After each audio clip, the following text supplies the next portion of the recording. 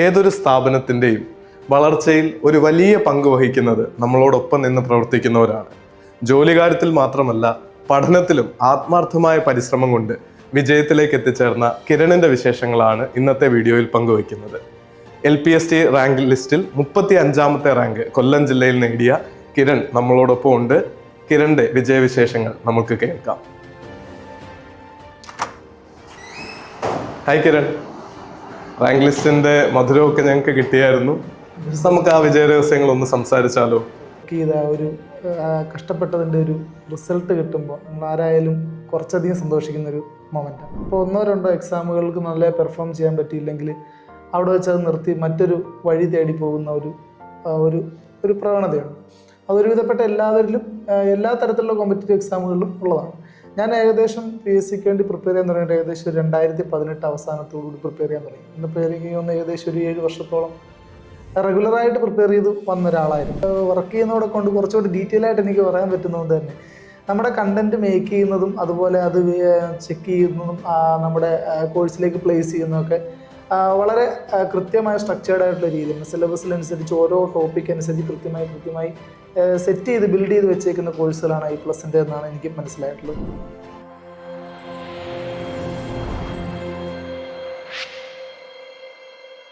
കിരൺ ഇന്ന് ഒരു ഡബിൾ സന്തോഷത്തിലല്ലേ? അതെ, ഒരു കുഞ്ഞി മോള് പിറന്നു, അതോടൊപ്പം തന്നെ റാങ്ക് ലിസ്റ്റിലും എത്തിച്ചേരാനായിട്ട് സാധിച്ചു.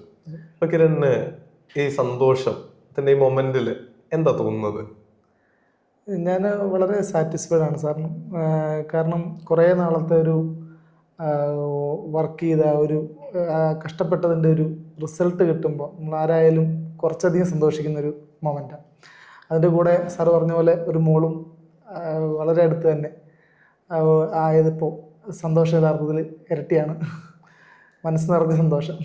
എത്ര നാളത്തെ ഒരു പ്രിപ്പറേഷൻ ജേർണി ആയിരുന്നു? ഞാൻ ഒരുപാട് പേരെ കണ്ടിട്ടുണ്ട്, 1 വർഷം 2 വർഷം 3 വർഷം കഴിഞ്ഞ് പ്രിപ്പറേഷൻ നിർത്തും, അല്ലെങ്കിൽ ജോലിയുടെ കൂടെ പഠിക്കാൻ പറ്റില്ല എന്നൊക്കെ പരാതി പറയുന്നത്. ഈ 2 കാര്യങ്ങളിലും കിരൺ ഒരു എക്സെപ്ഷൻ ആണെന്ന എൻ്റെ പേഴ്സണലായിട്ടുള്ള മനസ്സിലാക്കല്. കിരൺ മുൻപ് ജോലി ചെയ്തിരുന്നു, I+നോടൊപ്പം കഴിഞ്ഞ കുറേ നാളുകളായിട്ട് ഉണ്ട്. അപ്പോൾ ഈ 2 ക്വസ്റ്റ്യൻസ് ഒന്ന് അഡ്രസ്സ് ചെയ്യാമോ? കാര്യം വിദ്യാർത്ഥികൾക്ക് പ്രയോജനപ്പെടുന്ന ഒരു ഇന്ററാക്ഷൻ ആവണമല്ലോ നമ്മുടേത്. അതെ, സാധാരണഗതിയിൽ ഈ കോമ്പറ്റീറ്റീവ് എക്സാമുകളിൽ വർക്ക് ചെയ്യുന്നവരെ സംബന്ധിച്ച് ഇപ്പോൾ 1-2 എക്സാമുകൾക്ക് നല്ല പെർഫോം ചെയ്യാൻ പറ്റിയില്ലെങ്കിൽ അവിടെ വെച്ച് അത് നിർത്തി മറ്റൊരു വഴി തേടി പോകുന്ന ഒരു പ്രവണതയാണ്. അതൊരുവിധപ്പെട്ട എല്ലാവരിലും എല്ലാ തരത്തിലുള്ള കോമ്പറ്റീറ്റീവ് എക്സാമുകളിലും ഉള്ളതാണ്. ഞാൻ ഏകദേശം PSCക്ക് വേണ്ടി പ്രിപ്പയർ ചെയ്യാൻ തുടങ്ങിയിട്ട് ഏകദേശം 2018 അവസാനത്തോടുകൂടി പ്രിപ്പയർ ചെയ്യാൻ തുടങ്ങി. പ്രിപ്പയർ ചെയ്യുന്ന ഏകദേശം ഒരു 7 വർഷത്തോളം റെഗുലറായിട്ട് പ്രിപ്പയർ ചെയ്ത് വന്ന ഒരാളായിരുന്നു ഞാൻ. ഇടയ്ക്ക് ചില ഹെൽത്ത് ഇഷ്യൂസൊക്കെ കാരണം ചില കാര്യങ്ങളിൽ ചില ടെസ്റ്റുകളിൽ ഫലപ്രദമായിട്ട് റാങ്ക് ലിസ്റ്റിലേക്ക് വരാൻ സാധിച്ചിട്ടുണ്ടായിരുന്നില്ല.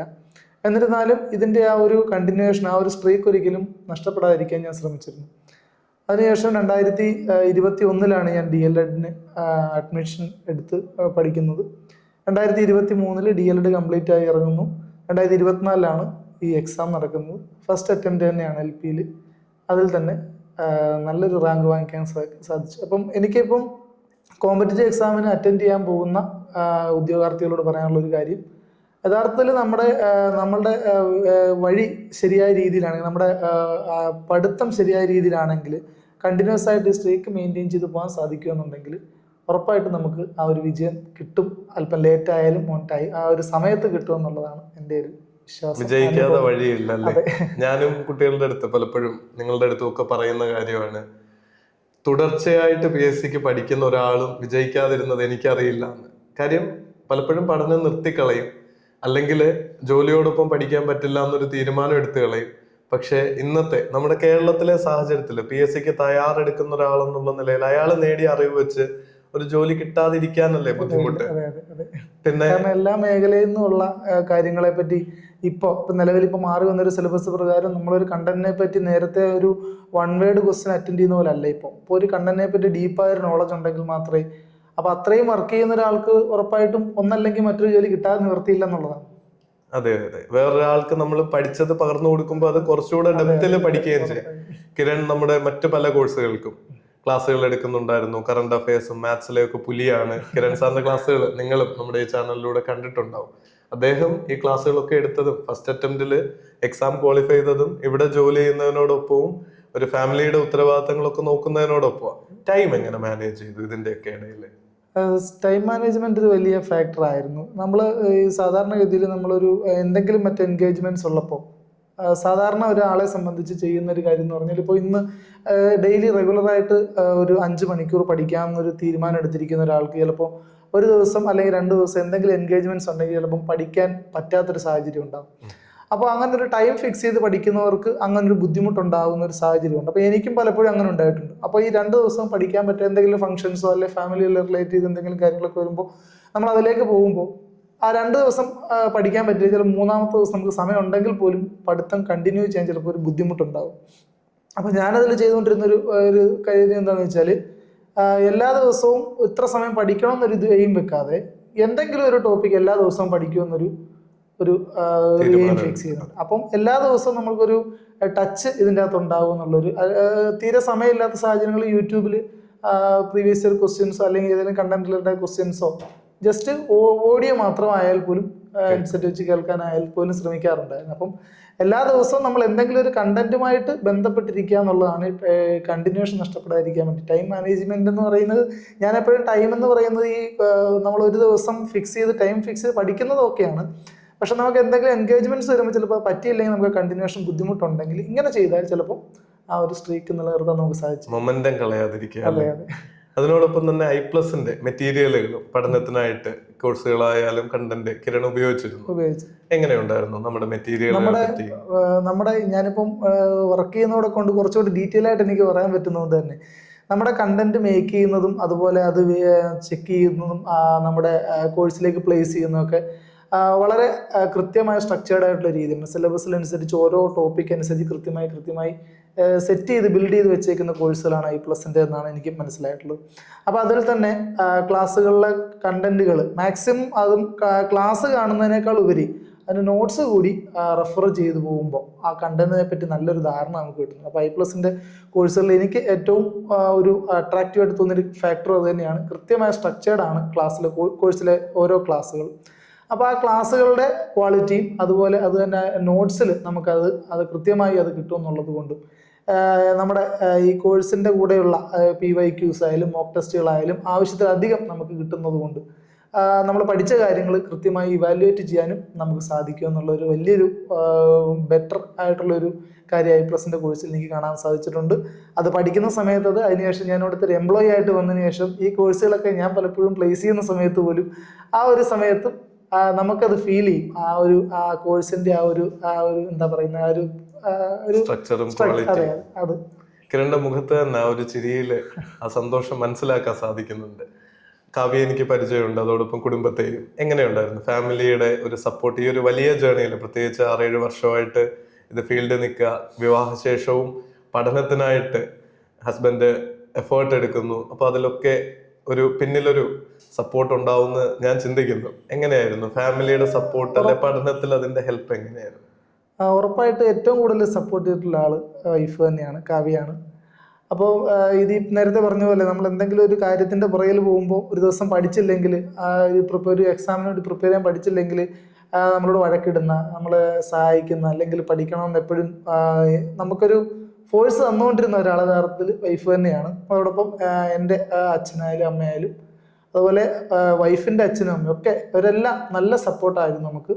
അതുപോലെ എന്നേക്കാൾ ഉപരി ഈ പറയുന്ന ഇത് കിട്ടുമെന്ന് എനിക്കിത് കിട്ടുമെന്ന് ആഗ്രഹിക്കുകയും വിശ്വസിക്കുകയും ചെയ്ത ഒരുപാട് നല്ല സുഹൃത്തുക്കളും ഉണ്ടായിരുന്നു. അപ്പോൾ ഇവരുടെ എല്ലാം ഒരു വലിയ സപ്പോർട്ട്, അതിൽ തന്നെ വൈഫിൻ്റെ സപ്പോർട്ട് വളരെ വലുതായിരുന്നു. കാരണം ഒരു മാരേജിന് ശേഷവും ഒരു ഗവൺമെൻറ് ജോബിലേക്കുള്ളൊരു വർക്കിംഗ് പലപ്പോഴും പലർക്കും ഒരു ദുഷ്കരമായ കാര്യമായിരിക്കും. അപ്പോൾ ആ ഒരു അവസ്ഥയിൽ എന്നെ ഒരുപാട് സപ്പോർട്ട് ചെയ്തിട്ടുള്ള ആളാണ് വൈഫ് എന്ന് പറയുന്നത്. അപ്പം ഈ ഒരു ജോലി ഈ റാങ്ക് ലിസ്റ്റിലേക്ക് എത്തിപ്പെട്ടതിൽ ദൈവത്തോട് നന്ദി പറയുന്നതിനോടൊപ്പം എൻ്റെ വൈഫിനോടും അതുപോലെ എൻ്റെ ഫാമിലി മെമ്പേഴ്സിനോടും എപ്പോഴും ജോലി കിട്ടുമല്ലോ എന്ന് എന്നെ എപ്പോഴും സ്നേഹിച്ചുകൊണ്ടിരുന്ന എൻ്റെ ഏറ്റവും പ്രിയപ്പെട്ട സുഹൃത്തുക്കളോടൊക്കെ ഈ ഒരു അവസരത്തിൽ നന്ദി രേഖപ്പെടുന്നു. അതോടൊപ്പം തന്നെ എന്നെ ഇതുവരെ പഠിപ്പിച്ച എല്ലാ അധ്യാപകരുടെയും കൂടി ഒരു സപ്പോർട്ടോടുകൂടി തന്നെയാണ് എനിക്ക് ഒരു നേട്ടത്തിൽ എത്തിച്ചേരാൻ സാധിച്ചതെന്ന് വിശ്വസിക്കുന്നു. ഞാൻ വർക്ക് ചെയ്യുന്ന ഒരു അറ്റ്മോസ്ഫിയറിൽ ഒരു കാരണവശാലും എനിക്കൊരു ടെൻഷനോ പ്രഷറോ ഒന്നും ഉണ്ടാകാത്തൊരു അറ്റ്മോസ്ഫിയറിൽ ആ ഒരു സാഹചര്യത്തിൽ പലപ്പോഴും ഇന്റർവ്യൂവിന് പോകുന്ന സമയത്തൊക്കെയും ഞാൻ സാറിനോട് പറഞ്ഞിട്ടൊക്കെയാണ് ഇന്റർവ്യൂവിനൊക്കെ പോകുന്നത്. അപ്പോൾ ആ ഒരു സമയത്തൊക്കെ എനിക്ക് കിട്ടിയിരുന്ന ഒരു സപ്പോർട്ട്, എനിക്ക് കിട്ടിയൊരു വിഷസ് ഒക്കെ എനിക്ക് ഒരുപാട് സപ്പോർട്ടായിട്ടുണ്ട്. ഇതിലൊക്കെ എല്ലാവരോടും നന്ദി പറയും. ഓക്കെ, നമ്മുടെ ഒരുപാട് വ്യൂവേഴ്സ് ഇനി അടുത്തൊരു പരീക്ഷ LPST ആവട്ടെ അല്ലെങ്കിൽ മറ്റ് തസ്തികകളാവട്ടെ PSCക്ക് വേണ്ടി തയ്യാറെടുക്കുന്ന ആയിരങ്ങൾ നമ്മുടെ ഈ ചാനൽ കാണുന്നുണ്ടാവും. അവരുടെ അടുത്ത് കുറച്ച് സെന്റൻസുകളിൽ കിരൺ എന്താ പറയുള്ളത്? സ്വന്തം ലൈഫിൽ നിന്നും നമ്മുടെ ഈ ഒരു എക്സ്പീരിയൻസ് നിന്നും 35th റാങ്ക് നേടി ഒരു ജില്ലയിൽ ഇപ്പൊ 400-ലധികം പേരുണ്ടല്ലേ റാങ്ക് ലിസ്റ്റിൽ, അതാ ടോപ്പ് 10% തന്നെ എത്തി നിൽക്കുന്ന ഒരാളെന്നുള്ള നിലയിൽ എന്താണ് പറയാനുള്ളത് കുട്ടികളോട്? നമുക്ക് യഥാർത്ഥത്തിൽ നമ്മളൊരു എക്സാമിന്റെ നോട്ടിഫിക്കേഷൻ വരുമ്പോഴാണ് യഥാർത്ഥത്തിൽ ആ എക്സാമിന് വേണ്ടി പഠിച്ചു തുടങ്ങും. അപ്പോൾ ആ ഒരു ശീലം നമ്മൾ യഥാർത്ഥത്തിൽ മാറ്റി വെക്കണം എന്നുള്ളതാണ് എൻ്റെ ഒരു കാഴ്ചപ്പാട്. കാരണം ഒരു എക്സാം നടന്നിട്ട് നമുക്ക് ലഭിച്ചില്ല അല്ലെങ്കിൽ നന്നായിട്ട് പെർഫോം ചെയ്യാൻ സാധിച്ചില്ലെങ്കിൽ നമ്മളത് ഡൗൺ ആയി പോകുന്ന ഒരു സാഹചര്യമുണ്ട്. അപ്പോൾ നമ്മൾ ചെയ്യേണ്ടത് ഏതെങ്കിലും ഒരു എക്സാമിനെ ഫോക്കസ് ചെയ്തുകൊണ്ട് അതിൻ്റെ സിലബസ് കൃത്യമായി കവർ ചെയ്യുക എന്നുള്ളതാണ്. സിലബസ് കൃത്യമായി കവർ ചെയ്യുന്ന പറഞ്ഞാൽ 100% സിലബസും കൃത്യമായി കവർ ചെയ്യുക എന്നുള്ളതാണ്. ഈ സിലബസ് കൃത്യമായി കവർ ചെയ്തെങ്കിൽ മാത്രമാണ് നമുക്ക് ഏത് ഭാഗത്ത് നിന്ന് അല്ലെങ്കിൽ ഏത് മേഖലയിൽ നിന്നൊക്കെയാണ് ചോദ്യങ്ങൾ വരിക എന്ന് മനസ്സിലാകുന്നത്. ആ ചോദ്യങ്ങൾ ഏത് രീതിയിൽ വരുമെന്ന് മനസ്സിലാവണമെങ്കിൽ മോക്ക് ടെസ്റ്റുകളും പ്രീവിയസ് ഇയർ ക്വസ്റ്റ്യനുകളും ഒക്കെ ചെയ്ത് വർക്ക് ചെയ്യുന്നത്. അപ്പോൾ ആദ്യത്തെ സ്റ്റെപ്പ് എന്ന് പറയുന്നത് കൃത്യമായിട്ട് സിലബസ് കവർ ചെയ്യുക എന്നുള്ളത്. അപ്പോൾ സിലബസ് കവർ ചെയ്യുന്നത് കൃത്യമായിട്ടൊരു ടൈം മാനേജ്മെൻറ്റ് വേണം. ടൈം മാനേജ്മെൻറ്റ് എന്ന് ഞാൻ പറയുമ്പോൾ എല്ലാ ദിവസവും നമ്മുടെ ടോപ്പിക്കുമായിട്ട് എപ്പോഴും ഒരു ടച്ച് ഉണ്ടായി ആ ഒരു സ്ട്രീക്കിൽ പോയെങ്കിൽ മാത്രമാണ് നമുക്ക് ഈ ഒരു കൃത്യമായിട്ടൊരു സിലബസ് ഫുള്ളായിട്ട് കവർ ചെയ്യാൻ സാധിക്കുന്നു. സിലബസ് കവർ ചെയ്യാൻ നമുക്ക് ഏത് മെറ്റീരിയൽ വേണമെങ്കിലും ഉപയോഗിക്കാം. ഞാനിപ്പോൾ പറയുമ്പോൾ I+ന്റെ കോഴ്സുകളെ പറ്റി പറയുമ്പോൾ സിലബസ് കൃത്യമായി കവർ ചെയ്തിട്ടുള്ള സ്ട്രക്ചേർഡായിട്ട് കവർ ചെയ്തിട്ടുള്ള കോഴ്സുകളാണ് I+നുള്ളത്. അപ്പം I+ൽ ഞാൻ I+ന്റെ കോഴ്സ് എടുക്കും, LPBയുടെ കോഴ്സ് എടുക്കുന്ന സമയത്ത് സത്യം പറഞ്ഞാൽ ഞാൻ കുറച്ച് നാൾ ഓഫ്ലൈൻ ക്ലാസ്സുകൾക്ക് പോയിട്ട് റെഗുലറായിട്ട് ട്രാവലിൻ്റെ ഒക്കെ ബുദ്ധിമുട്ട് കാരണം ഈ ഓഫ്ലൈൻ ക്ലാസ് നിർത്തിയതിന് ശേഷമാണ് I+ന്റെ കോഴ്സ് എടുത്ത് അവസാനത്തെ ഒരു 3-3.5 മാസം കോഴ്സ് എടുത്ത് പഠിക്കുന്നു. അപ്പോൾ അപ്പോഴും ആ ഒരു 3 മാസം കൊണ്ട് പഠിക്കാൻ സാധിച്ചെന്ന് ചോദിച്ചാൽ അതിനു മുമ്പ് സിലബസിനെ പറ്റി ഒരു ധാരണ എനിക്കുണ്ടായിരുന്നു, സിലബസ് കവർ ചെയ്തിട്ടുണ്ടായിരുന്നു എന്നുള്ളതുകൊണ്ടാണ്. I+ന്റെ കോഴ്സുകൾ സിലബസ് കൃത്യമായി സ്ട്രക്ചേർഡ് ആയിട്ടാണ് ഇരിക്കുന്നത്. അപ്പോൾ അതുകൊണ്ട് തന്നെ റെഫർ ചെയ്ത് കൃത്യമായി പഠിക്കാനും അതോടൊപ്പം തന്നെ ആവശ്യത്തിലധികം മോക്ക് ടെസ്റ്റുകളും റിവിഷൻ ക്വിസുകളും ഒക്കെ നമ്മുടെ കോഴ്സിലുണ്ട്.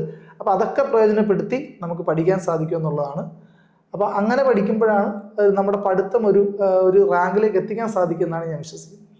കിരൺ, ഈ ഒരു ജേണി ഇവിടെ കൊണ്ട് അവസാനിക്കുന്നില്ല. ഇനി ഒരുപാട് വിജയങ്ങൾ മുന്നിലേക്കുണ്ട്. അധ്യാപന ജോലിയാണെങ്കിലും ഉയർന്ന പോസ്റ്റുകൾ ഇനിയും മുന്നിലുണ്ട്. പഠനവും അവസാനിക്കുന്നില്ല എന്ന് ഞാൻ വിശ്വസിക്കുന്നു. കിരൺ ആത്മാർത്ഥമായിട്ടാണ് ഓരോ കാര്യങ്ങളും ചെയ്യുന്നത്. ഞാൻ അടുത്തു നിന്നും അകലെ നിന്നും ഒക്കെ കാണുന്നുണ്ട് നമ്മളോടൊപ്പം നമ്മുടെ ടീമിന്റെ ഭാഗമായിട്ടിരിക്കുമ്പോൾ. അപ്പോൾ ഇതേ ആത്മാർത്ഥതയും അതോടൊപ്പം കുട്ടികളോടുള്ള സ്നേഹവും ചെയ്യുന്ന കാര്യങ്ങളിലുള്ള ശ്രദ്ധയും ഉയരങ്ങളിൽ എത്തിക്കാതൊരു തരവും ഇല്ല. അപ്പോൾ ഒരു അധ്യാപകനാവുന്നതിൽ എനിക്ക് ഉള്ളറിഞ്ഞ സന്തോഷമുണ്ട്. കാര്യം നല്ല അധ്യാപകരില്ലെങ്കിൽ നല്ലൊരു സമൂഹം ഒരിക്കലും ഉണ്ടായി വരില്ല. അപ്പോൾ ഒരുപാട് കുഞ്ഞുങ്ങൾക്ക് ഒരു വഴിവിളക്കായിട്ടൊക്കെ തീരാനാവട്ടെ. കുടുംബത്തോടൊപ്പം സന്തോഷമായിട്ട് മുന്നോട്ടും ജീവിക്കാനും ഒക്കെ സാധിക്കട്ടെ എന്ന് ആശംസിക്കുന്നു. All the best. Thank you.